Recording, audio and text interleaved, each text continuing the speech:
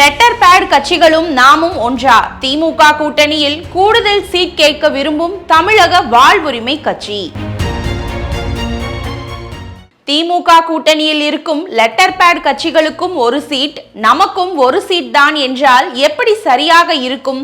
நமக்கான அங்கீகாரம் இல்லையெனில் கூட்டணியில் தொடர்வது குறித்து மறுபரிசீலனை செய்ய தயங்கக்கூடாது என தமிழக வாழ்வுரிமை கட்சியின் கருத்து கேட்பு கூட்டங்களில் நிர்வாகிகள் கொந்தளித்து வருகிறார்கள். திமுக கூட்டணியில் அங்கம் வகிக்கும் வேல்முருகன் தலைமையிலான தமிழக வாழ்வுரிமை கட்சிக்கு கடந்த முறையை போலவே இம்முறையும் ஒரு சீட் ஒதுக்கப்படலாம் என கூறப்படுகிறது.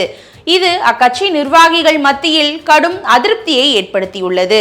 இது அக்கட்சியின் கருத்து கேட்பு கூட்டங்களில் கோபமாக வெளிப்பட்டு வருகிறது. தேர்தல் கூட்டணி தொடர்பாக தமிழக வாழ்வுரிமை கட்சி நிர்வாகிகள் உடனான கருத்து கேட்பு கூட்டங்கள் சென்னையில் உள்ள தவாக தலைமை அலுவலகத்தில் அக்கட்சி தலைவர் வேல்முருகன் தலைமையில் தொடர்ச்சியாக நடைபெற்றது.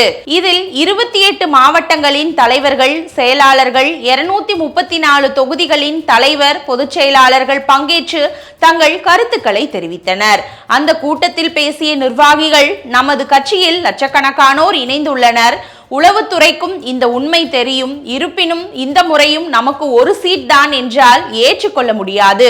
லெட்டர் பேட் அமைப்புகளுக்கு ஒரு சீட் ஒதுக்குவது போல ஒரு அரசியல் கட்சியாக கடந்த 15 ஆண்டுகளாக வெற்றிகரமாக செயல்படும் நம்மையும் ஒரே தராசில் வைத்து பார்ப்பது ஏற்புடையதே அல்ல.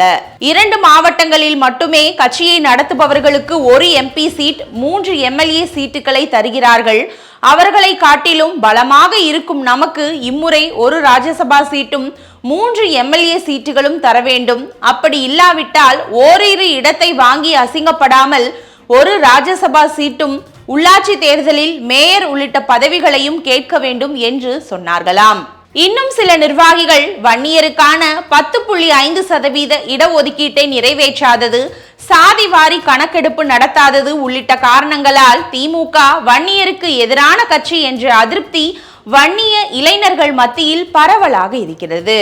போதாததற்கு திமுகவை தமிழ் தேசியத்துக்கு எதிரான கட்சி என சீமான் தொடர்ச்சியாக விமர்சித்தும் வருகிறார். இதற்கெல்லாம் பதில் சொல்ல திமுகவுக்கு நமது தயவு தேவை. எனவே நமக்கான உரிய அங்கீகாரத்தை தர திமுக மறுத்தால் முடிவை மறுபரிசீலனை செய்வதில் தப்பில்லை என்று சொன்னார்களாம். இதனிடையே அதிமுக கூட்டணியில் தமிழக வாழ்வுரிமை கட்சியை இணைப்பது தொடர்பாக 2ஆம் கட்ட தலைவர்கள் மட்டத்தில் பேச்சுவார்த்தை நடப்பதாக சொல்லப்படுகிறது.